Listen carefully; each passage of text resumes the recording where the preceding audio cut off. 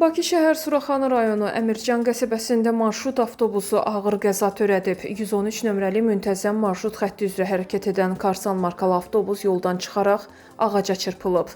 Nəticədə avtobusda olan sərnişinlər və sürücü müxtəlif dərəcəli bədən xəsarətləri alıb.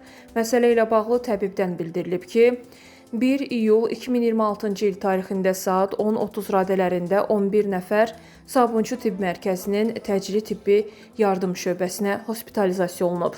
Müxtəlif bədən xəsarətləri alan pasientlərə zəruri tibbi xidmətlər göstərilib. Vəziyyəti qənaətbəxş qiymətləndirilən şəxslər ambulator müalicə üçün evə buraxılıblar.